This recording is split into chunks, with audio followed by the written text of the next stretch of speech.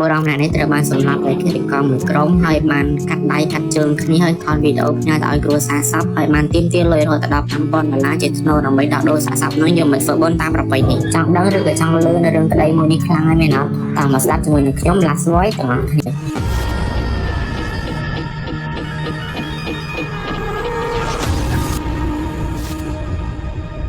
អូខេរឿងក្តីមួយនេះតើតើនៅអំពើហិង្សាការយាយីជាច្រើនដូច្នេះសូមអានបំរាមដែលពួកយើងបានហាមនៅក្នុងវីដេអូនេះជាមុនសិនដើម្បីដឹងច្បាស់ថាខ្លួនឯងមានសិទ្ធិគ្រប់គ្រាន់ឬក៏អាចនៅទស្សនាវីដេអូបែបនេះឬក៏រឿងក្តីបែបនេះបានទេកុំឲ្យខាតពេលវេលាយូរតើយើងត្រឡប់មករឿងក្តីរបស់យើងវិញតើអ្នកថ្ងៃមើលរូបភាពវីដេអូបានរូបភាពទី1នេះគឺបង្ហាញពីរូបភាពរបស់ជនរងគ្រោះតែម្ដងគឺគាត់ត្រូវបានជន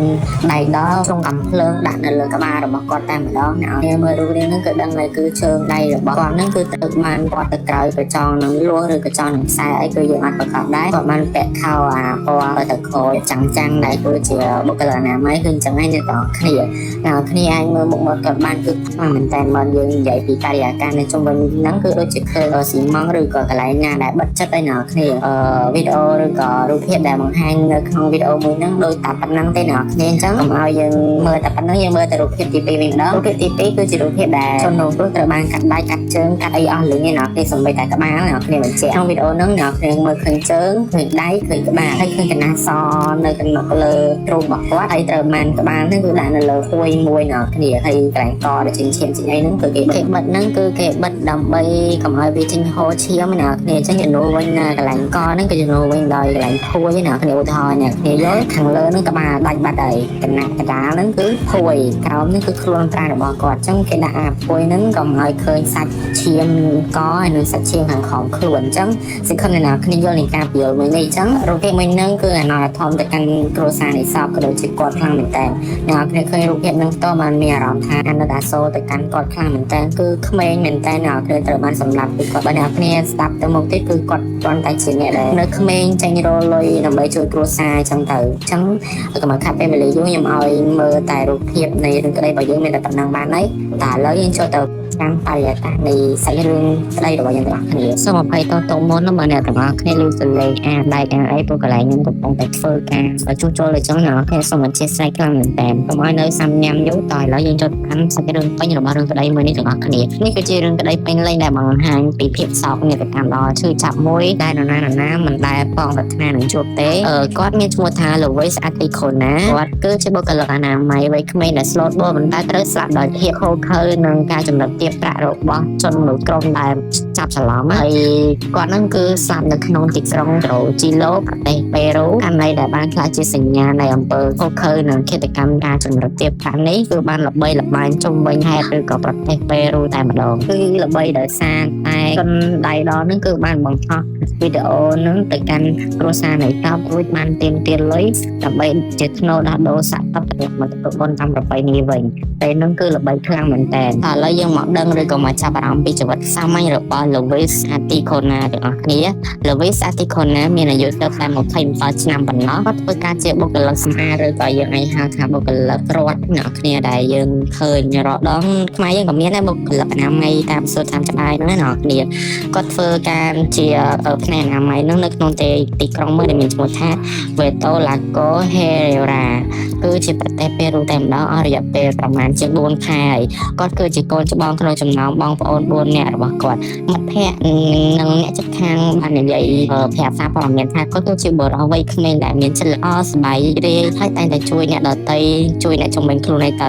នៅវ័យជំទង់ក៏ស្រឡាញ់នឹងការលេងបាល់ទាត់ខ្លាំងមែនតើហើយត្រូវបាននិយាយថាគឺជាមនុស្សឬក៏ជាក្មេងម្នាក់ដែលមិនដែលបង្កបញ្ហាដើម្បីឲ្យគ្រួសារឬក៏បងប្អូនពិបាកចិត្តពីគាត់ឡើយនេះឯងគឺជាជីវិតដ៏សាមញ្ញរបស់គាត់គ្រាន់តែចេញរកស៊ីឬក៏រកលុយឲ្យគ្រួសារប្រកបដោយគុណតម្លៃក៏មានអ្នកធ្វើបាបគាត់ដែរឥឡូវយើងចូលមកថ្ងៃចុងក្រោយនៃជីវិតរបស់គាត់នៅល្ងាចមួយក្រោយវេនការងារលោកបីបានចូលឡានតាក់ស៊ីដូចជារដល់អញ្ចឹងដើម្បីត្រឡប់ទៅផ្ទះវិញនោះជាពេលចុងក្រោយដែលគ្រប់គ្នាបានឃើញគាត់នៅរស់គាត់នៅពាក់ឯកសណ្ឋានពណ៌ទឹកក្រូចដែលអ្នកគ្នាដឹងថានេះគឺជាបុគ្គលិកអនាម័យក្នុងប្រទេស របស់គាត់ហ្នឹងគឺដឹងថាពាក់ឯកសណ្ឋានមួយហ្នឹងគឺជាបុគ្គលិកអនាម័យសាធារណៈហើយប៉ុន្តែប៉ុន្មានម៉ោងបន្ទាប់មកគ្រួសារគាត់បានទទួលសារគម្រាមជាច្រើនតាមទូរស័ព្ទអ្នកមិនស្គាល់បានទាមទារឲ្យគាត់បង់ប្រាក់ចំនួនឬក៏និយាយឲ្យចំទៅគឺជាជនចំណិតហ្នឹងបានទាមទារឲ្យគាត់បង់ប្រាក់ចំនួន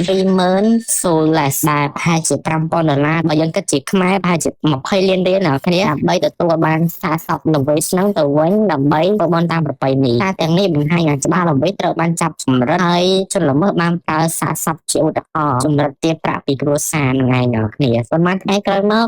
សារសពរបស់ល្វីត្រូវបានគេរកឃើញនៅវាលស្រែមួយនៅទីក្រុងត្រូជីក្លូនឹងតែម្ដងនៅក្នុងកន្លែងរបស់សិក្សាហ្នឹងការវិភាគអក្សរវិច័យបញ្ជាក់ថាគាត់ត្រូវបានគេវាយពីច្រើននៅលើដងខ្លួនហើយនៅលើក្បាលគឺថាបាញ់តែម្ដងបាញ់ក្បាលហ្មងមិនពេលត្រូវសម្លាប់គឺគេបានកាត់ជាផ្នែកហ្នឹងហើយដល់គ្នាដូចខ្ញុំនិយាយពីលើនេះឲ្យរូបភាពអ្នកគ្នាមើលនៅលើហ្នឹងវាជាការសម្លាប់ដែលបង្ហាញពីភាពអូខើនិងគ្មានមនុស្សធម៌នៅក្នុងខ្លួនតតែសោះ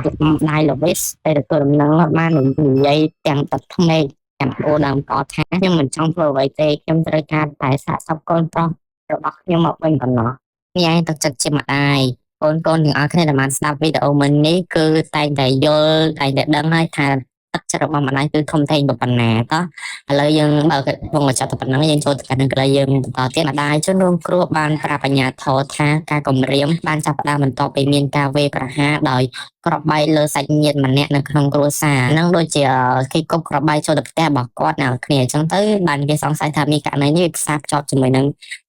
ជនដែលចាប់រកចំណិតហ្នឹងប៉ុន្តែលវីសមិនពាក់ព័ន្ធអ្វីនឹងចំនួននោះឡើយគាត់គ្រាន់តែជាជនសាមញ្ញម្នាក់ដែលរស់នៅដោយមិនដឹងអ្វីទាំងអស់តែបែរជាចាប់ចំណិតគាត់ទៅវិញប៉ូលីសកំពុងតែស៊ើបអង្កេតថាតើក្រុមឧក្រិដ្ឋកម្មនេះជាក្រុមដែលធ្លាប់សម្រិតទាបប្រាប់ពីគ្រួសារផ្សេងដែរឬទេការវេប្រហារផ្ដោតទៅលើគ្រួសាររបស់លវីសផ្ទាល់តែម្ដងក្នុងអំឡុងស៊ើបអង្កេតប៉ូលីសបានរកឃើញឧបករណ៍អេឡិចត្រូនិកនិងឯកសារផ្សេងៗដែលបង្ហាញពីរូបភាពនិងវីដេអូអំពើឃាតកម្មអាក្រក់ៗទៅលើលវីសតែម្ដងអ្នកជំនាញផ្នែកវិកលជ្រឹកបានបញ្យល់ថានេះគឺជាឧបករណ៍នៃការបំលែងអំពើហិង្សាទៅជារូបភាពបានឬគេហៅថាលុយនឹងតែម្ដងសូម្បីតែសាស្ត្រក៏ត្រូវបានប្រើជាឧបករណ៍សម្រាប់រកលុយដែរនេះគឺសាហាវមែនតើអ្នកនរឥឡូវយើងនិយាយទៅកាន់ពិធីបុណ្យសពរបស់ល្វីវិញត្រូវបានគេធ្វើឡើងក្នុងបរិយាកាសដ៏សោកសៅមិនមានអ្នកគេទទួលយកបានទេមករួមការងាររបស់គេបានវាអាវពណ៌ទឹកក្រូចរបស់គេរៀងខ្លួនដែលជាបុគ្គលិកអនាម័យហ្នឹងដើម្បីគោរពវិញ្ញាណក្ខន្ធគាត់ហ្នឹងឯងអ្នកដែលស្គាល់កិត្តទាំងអស់អំពាវនាវឲ្យអាជ្ញាធរធ្វើការស៊ើបអង្កេតយ៉ាងជិតដិតនិងជ្រាលជ្រៅដើម្បីទាមទារឬក៏រកជនដែលប្រព្រឹត្តហ្នឹងមកទទួលខុសត្រូវនិងដាក់ទោសតាមផ្លូវច្បាប់ឪពុករបស់ល្វីសបាននិយាយក្នុងពិធីបុណ្យសពថាយើងមិនចង់ឃើញបុរសឬក៏ស្ត្រីសាមញ្ញណាម្នាក់ឡើយដែលត្រូវជួបរឿងបែបនេះម្ដងទៀតកូនប្រុសខ្ញុំត្រូវស្លាប់ប៉ុន្តែយើងមិនអនុញ្ញាតឲ្យសុចរិតភាពរបស់គាត់បាត់បង់ក្នុងភាពដ៏ស្ងប់ស្ងាត់នោះទេករណីរបស់លោកវីសាទីខូណានេះបានក្លាយជានិមិត្តសញ្ញានៃអំពើខុសខើដែលបង្ហាញពីការចុះថយនៃសុវត្ថិភាពនៅទីក្រុងរ៉ូជីឡូវាជាបញ្ហានៃកាន់តែធ្ងន់ធ្ងរមែនទែននៅពេលដែលសាកសពមនុស្សត្រូវបានក្លាយជាឧបករណ៍សម្រាប់រលុយទៅវិញគ្រួសាររបស់ល្វីនៅតែទាមទាររកយុត្តិធម៌ប៉ុន្តែសំណួរធំជាងគេនៅសល់គឺតើយើងនឹងអនុញ្ញាតឲ្យមានភាពខុសខើបែបនេះកើតឡើងជាបន្តបន្ទាប់ទៀតទេនៅក្នុងសង្គមដែលគេហៅថាមានសុវត្ថិភាពបែបណាបើនៅតែមានអំពើបែបនេះកើតឡើងដូច្នេះរឿងក្តីរបស់លវីសាទីខូណាមានតែប៉ុណ្្នឹងអ្នកគ្នាយល់ថារឿងក្តីមួយនេះសាហាវខុសខើនឹងពិបាកនឹងទទួលយកខ្លាំងប៉ុណ្ណាបញ្ចេញមតិរបស់អ្នកគ្នានៅក្នុងខមមិនក៏ដូចជាសរសេរលើកទឹកចិត្តអ្វីក៏បានមកកាន់ខ្ញុំដើម្បីឲ្យពួកយើងមានកម្លាំងចិត្តដើម្បីធ្វើវីដេអូបែបនេះក៏ដូចជាស្វែងរករឿងក្តីបែបនេះបន្តទៀតដូច្នេះខ្ញុំ Last Voice សូមអរគុណនិងសូមជម្រាបលាបាយបាយ